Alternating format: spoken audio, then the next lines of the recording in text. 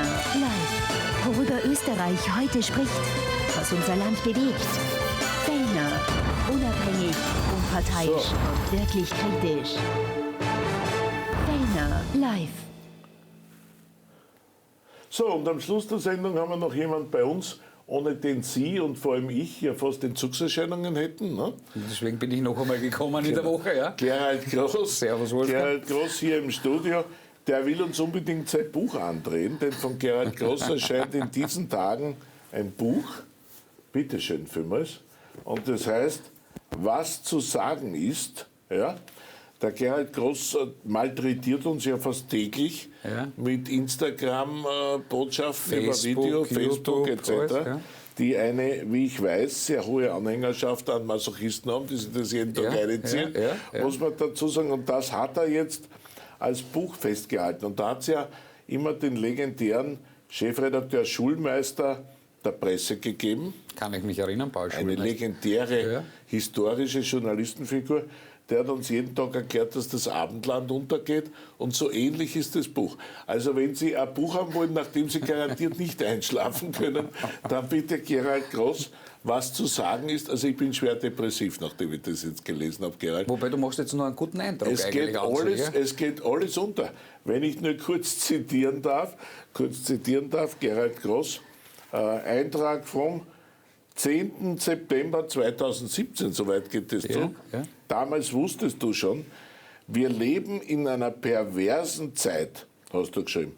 Wir räumen um Millionen Euro Steuergeld Schlagbäume und Grenzstationen weg und bauen in den Fußgängerzonen millionenteure Betonpolo. Was hat das miteinander zu tun? Das war zum Beispiel der Blick auf den Terrorismus. Ich weiß schon, das ist jetzt in den Zeiten von Corona, rückt es in den Hintergrund. Aber ich erinnere daran, um Millionen Euro haben wir die Grenzen, auch die europäischen Außengrenzen und die Innengrenzen, die Schlagbäume weggeräumt. Und um ebenso viel Geld müssen wir heute Weihnachtsmärkte beschützen, dass es nicht zu terroristischen Auseinandersetzungen kommt. Derzeit gibt es nicht einmal Maiaufmärsche zu deiner Freude. Derzeit. Ja. Wobei mein Mitleid mit der Sozialdemokratie haltet sich in Grenzen. Auch die Sozialdemokratie wird in diesem Buch, was zu sagen ist, ordentlich verorzt. Auch eine Rede zum 1. Mai, selbstverständlich, also für alle Sozis, die am 1. Mai nicht mit den Rollatoren mitmarschieren können, die sollen sich mal Buch kaufen. Ja. Nein, aber natürlich überspitzt formuliert, sarkastisch formuliert, zynisch formuliert, dargestellt Situationen, die unsere Gesellschaft bewegen. Europa bewegen, Österreich, Deutschland, Schweiz bewegen, den deutschsprachigen Raum, die Politik. Und da arbeite ich mich an Merkel, da arbeite ich mich an der Europäischen Union ab und bringe manche Dinge auf den Punkt. Auch an der Frau Rendi-Wagner. Zum Schluss sogar noch am HC Strache. Ja, das auch. Der ist auch ordentlich verarztet worden. Am Kurz. Ja. So. Nein, das Buch ist ja einerseits grandios, weil ich liebe ja deinen Wortwitz. Andererseits, man wird depressiv, wenn man das liest, weil man hat den Eindruck, es gibt nur Vollidioten in der Politik. An und für sich. Naja, das würde ich so nicht sehen. Also da gibt es genug vernünftige Menschen auch. Ich habe ja auch positive Beispiele dargestellt von Persönlichkeiten, die durchaus herausragend sind, in der Politik waren, auch in der Geschichte der Zweiten Republik. Ich erinnere nur an Dr. Jörg Haider, der durch ein Leuchtturm war, neben Bruno Kreisky. Auch diese Politikergeneration ist dargestellt. Ja.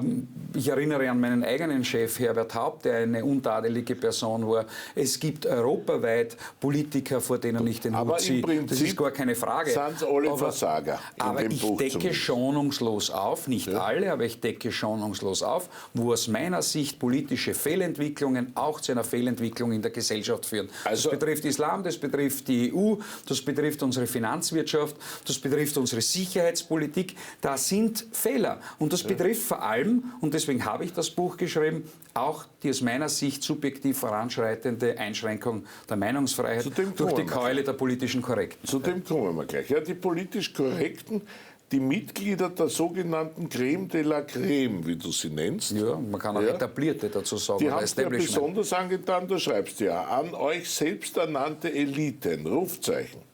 Identität geht verloren, Kultur wird vernichtet, der Heimatbegriff wird verwässert, die Sicherheit sinkt, die Angst wächst, der Terror greift um sich, die Unterwanderung unserer Gesellschaft manifestiert sich in der aufkeimenden Unfreiheit des Menschen. Entsetzlich.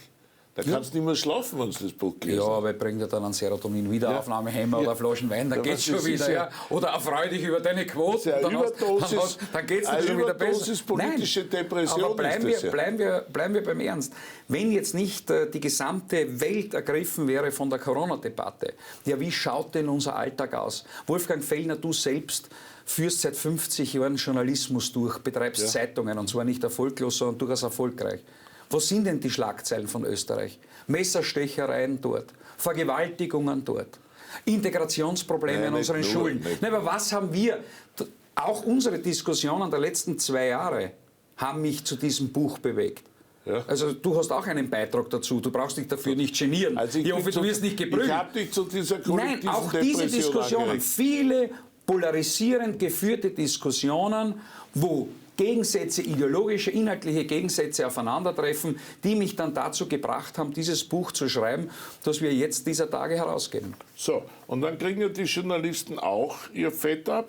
Da steht, eine nur schwer verdauliche Kost stellen dieser Tage die Produkte der heimischen Medienwelt dar.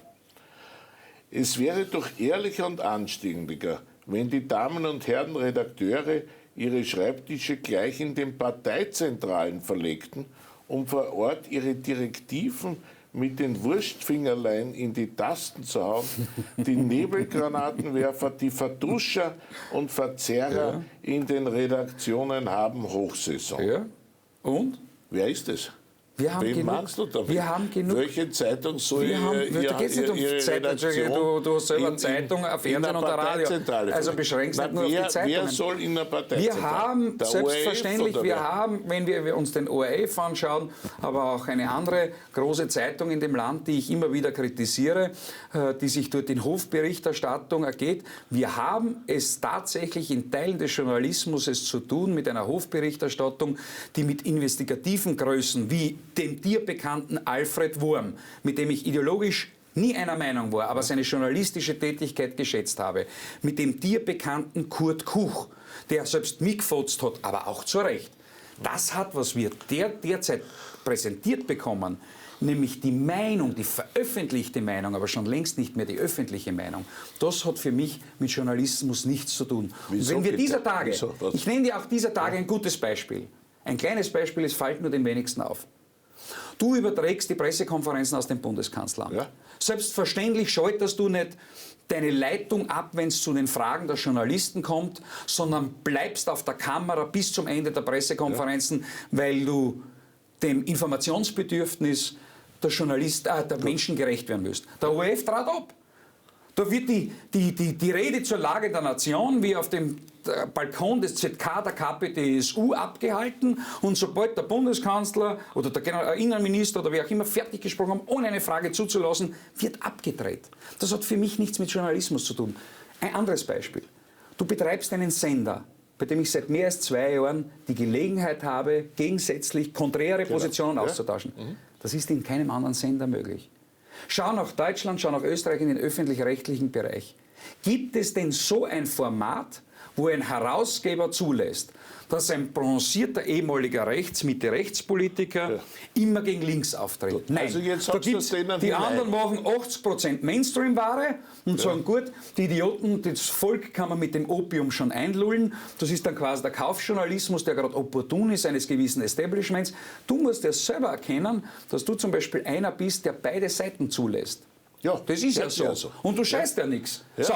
Gut. Und diesen Journalismus würde ich mir wünschen, gerade im öffentlich-rechtlichen Bereich. Denn dort gehören unterschiedliche Diskussionen, Standpunkte fair ausgetauscht. Manchmal auch hart im Ton. Aber das sind natürlich, das ganze Buch ist hart im Ton. Das ist ja das Lustige. Naja, ich habe ja keine Anleitung für Mädchenpensionat geschrieben. Ja. Das liest sich natürlich großartig, weil du ja ein, wie soll man sagen, fantastischer Wortdesigner bist. Ja? Also es sind ja unglaublich köstliche Formulierungen drin.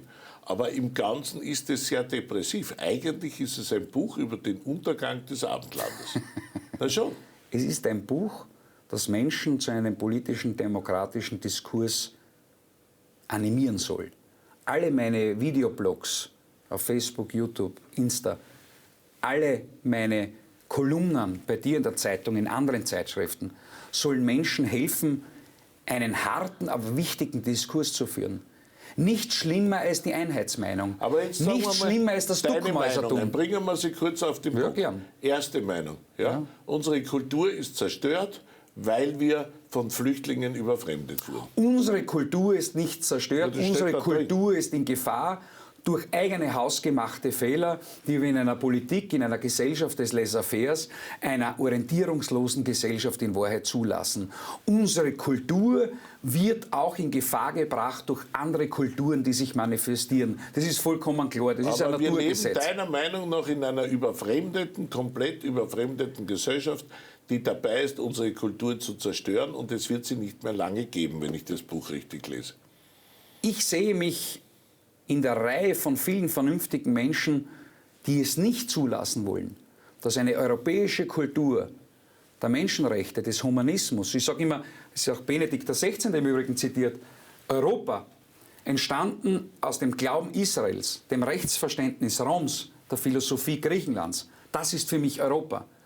Diese Kultur sich nicht in Gefahr bringen zu lassen durch invasive andere Strömungen, die in unserer Gesellschaft... wieder da drinnen mindestens. Nein, ich habe in dem Buch eindeutig in einem Satz zustande gebracht. Einzelne Muslime sind selbstverständlich Bestandteil unserer Gesellschaft. Ja, aber der Islam an sich, als Rechtseinheit, als Staatsverständnis, der Islam an sich kann nie Bestandteil einer europäischen Kultur oder einer europäischen Demokratie sein. Also das ist ganz der einfach. Punkt 1, wir werden überfremdet, unsere Kultur stirbt. Nein, wir müssen aufpassen sein, wir müssen wachsam sein, und auch die Toleranten müssen wachsam sein, dass wir die Toleranz, dann musst du alle 200 Seiten durchlesen, aber wenn du willst, kann ich da jeden Abend eine Gute-Nacht-Geschichte vorlesen. Ja? Gibt es vielleicht ein Hörbuch? Dann kann ich das ganze nächste Jahr nicht mehr schlafen. Ja?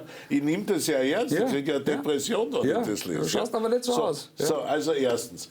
Zweite These, wir werden von komplett unfähigen Politikern regiert. Das fängt bei der Angela Merkel an und hört beim Sebastian Kurz auf.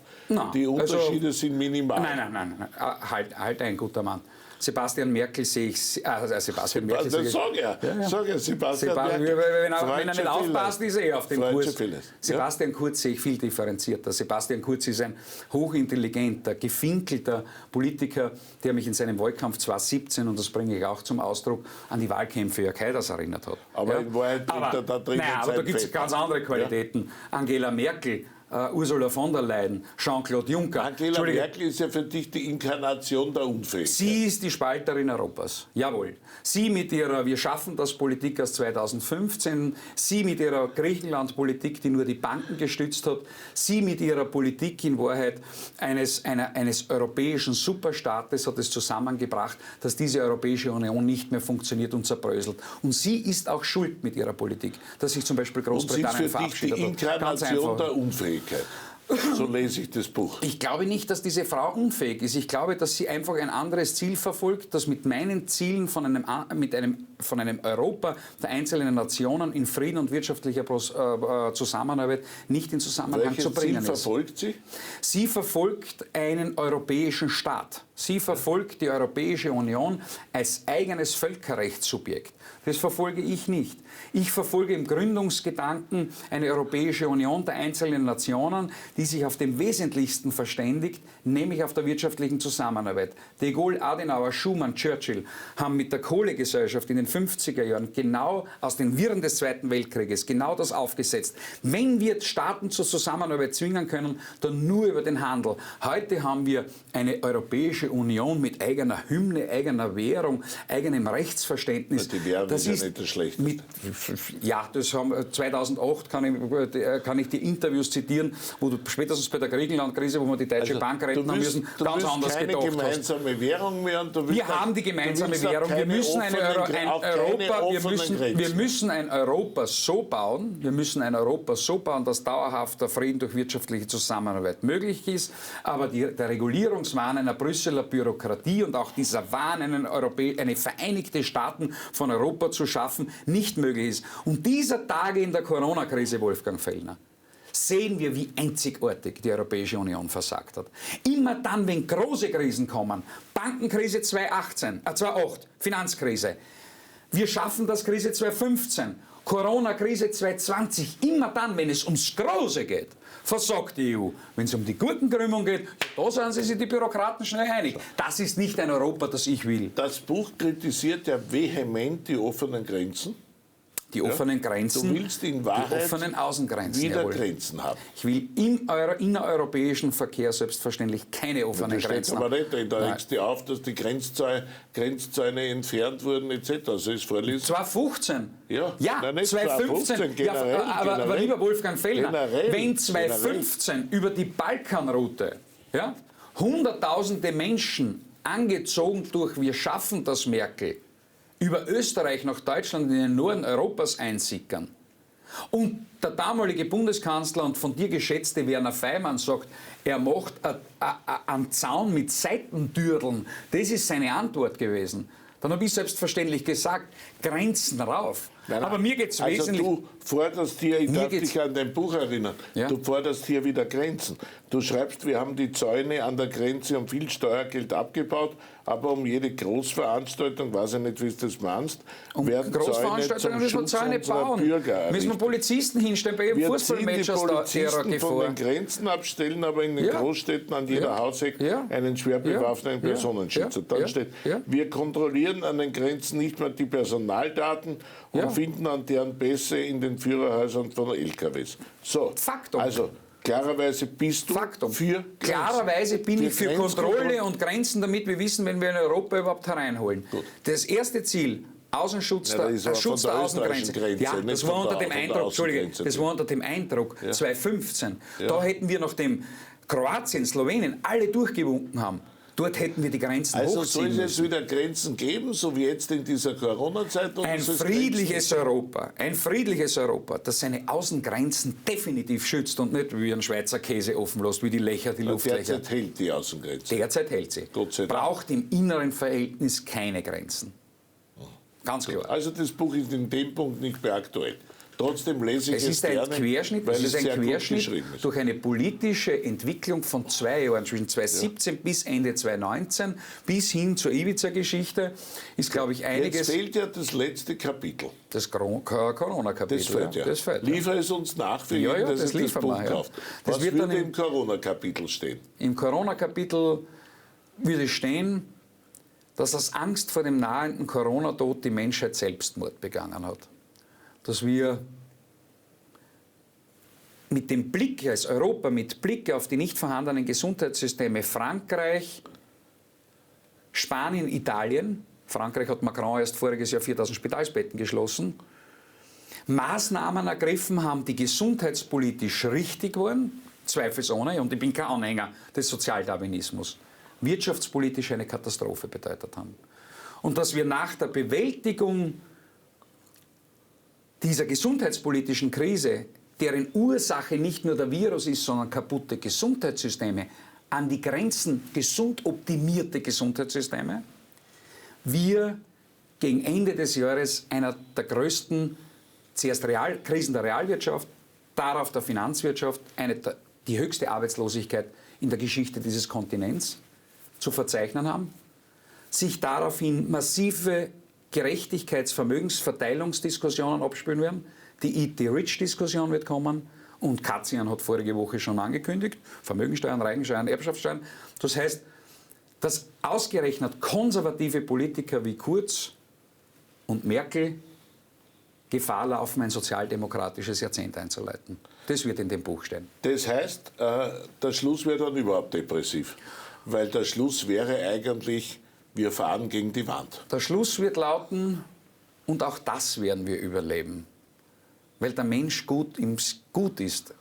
Und der Mensch auch das überleben wird, und weil wir schon viel mehr überlebt haben. Wir werden schwer ramponiert überleben, weil du bist der Meinung, du hast das ja so wunderschön formuliert, aus Angst vor dem Virus haben wir kollektiven Selbstmord begangen, genau, sagtest du am Beginn. Aber schau, was heißt das bitte? Wir stehen ja kurz vor der... Was heißt das, damit jetzt nicht gleich jeder Zuschauer auch noch Selbstmord begangen? Angst vor dem Virus, aus Angst vor dem Virus und ausgestattet in Wahrheit mit nicht vorhandenen Zahlen über die Mortalität, die Letalität. Warum Letalitätsraten in Italien, Spanien plötzlich bei 5% liegen, in Südkorea bei 0,1% liegen. Im vollkommenen Blindflug des Krisenmanagements haben wir die Wirtschaft in eine Vollbremsung versetzt, weltweit, da mache ich keinem Nationalen den Vorwurf, allen weltweit versetzt, und haben aber zum Beispiel am Beispiel Österreich durch die Aufhebung des Epidemiegesetzes die Wirtschaft wahrscheinlich die nächsten Jahre nachhaltig geschädigt, indem wir im solchen Fall mit dem Steuergeld, das die Wirtschaft und die Arbeitgeber und Arbeitnehmer erbracht haben, nicht die Betriebe voll entschädigen und daher eine Folgewirkung auslösen, die zu einer Verteilungsdebatte führen wird, die wir noch nie in unserem Land gehabt haben. Was wird die Folgewirkung sein? Eine Verteilungsdebatte.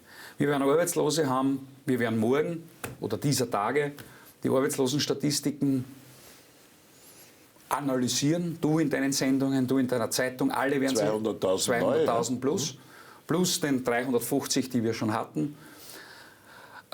Ist eine halbe Million, du hast ja schon behauptet in einer Diskussion, es wird über eine Sie Million wird noch steigen. Arbeitslose geben. Jetzt, das sind Entschuldigung, wir haben die Maßnahmen erst 3 Wochen. Ja, ja, heute, dieser Tage haben die Betriebe Löhne gezahlt. Am 15. zahlen sie wieder die Umsatzsteuer. In der Zwischenzeit zahlen sie Einkommensteuervorauszahlungen etc. Na, warte ab.